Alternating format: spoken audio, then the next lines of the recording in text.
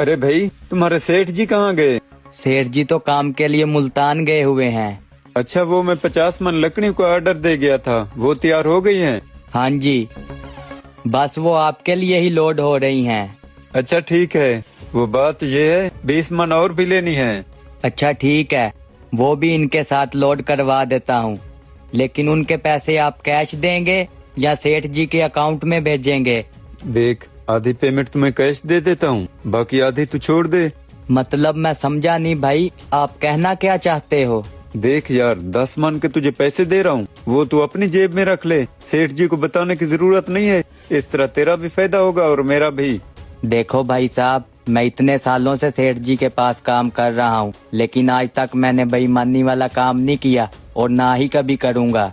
देखो भाई, अगर आपने लेनी है तो सेठ जी से बात कर लो, मैं इसके साथ लोड करवा दूंगा। अगर नहीं लेनी तो कोई बात नहीं, लेकिन मैं ये काम नहीं करूँगा। देखो भाई, तुम्हें 2 पैसे कमाने का मौका मिल रहा था, वैसे भी कोई दूसरा ये काम कर देगा।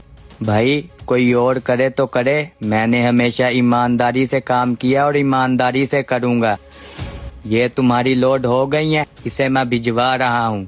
ठीक है, जैसे तेरी मर्जी।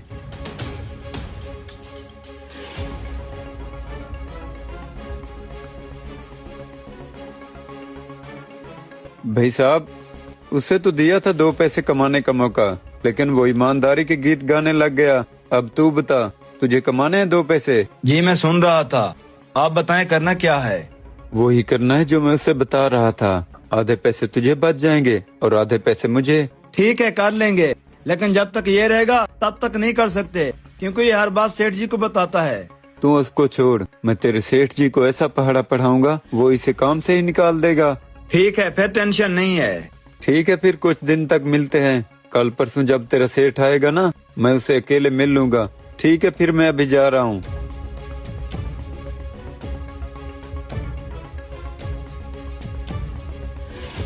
सोनोए, कल से तू कहीं और जाकर काम देख लेना।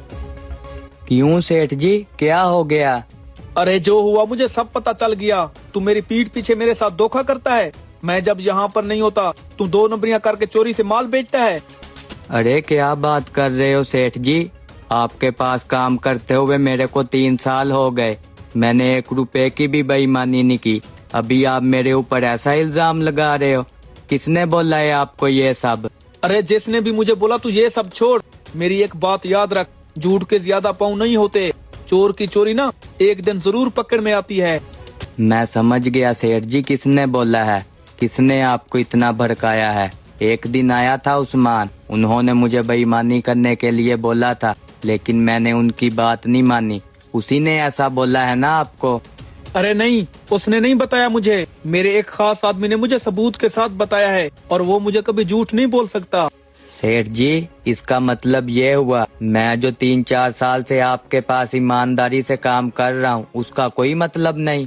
मैं आपके पास ईमानदारी से काम करता रहा, वो बेकार रहा, क्योंकि आपके खास आदमी ने बोल दिया तो मैं गलत हो गया।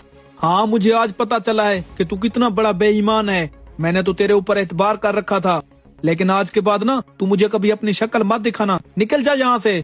सेठ जी जा रहा हूँ, मुझे यहाँ नौकरी करने की जरूरत नहीं है। अरे ईमानदारी से इतने साल काम किया, अगर उसका यही सिला मिलना था तो क्या फायदा। सही कहते हैं लोग, आजकल ईमानदारी करने वाले का कोई मतलब नहीं, जो बेईमानी करता है वो ही आगे बढ़ पाता है। जा रहा हूँ। हाँ हाँ निकल जा, बड़ा आया ईमानदारी के ढोंग करने वाला। कुछ अरसे के बाद।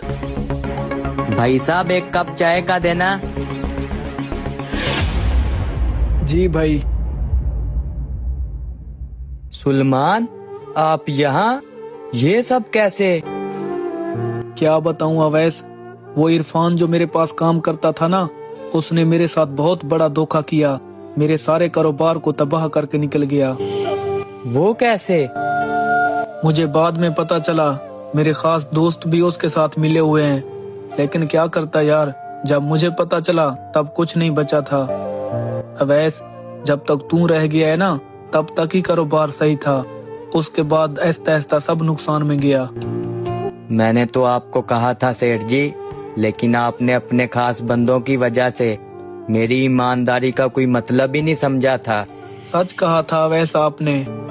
आजकल हक सच कहने और ईमानदार बंदे को हमेशा दबा दिया जाता है। अच्छा मेरा छोड़, तू बता आजकल क्या कर रहा है?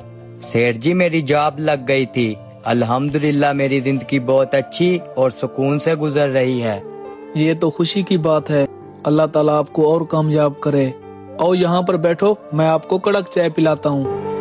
दोस्तों, बाज दफा हम किसी के भड़कावे या गलत फहमी में आकर ऐसे शख्स को अपने हाथों से खो देते हैं जो हमारे लिए मुखलिस होता है। इसलिए कोई भी फैसला लेने से पहले सोचा जरूर करो।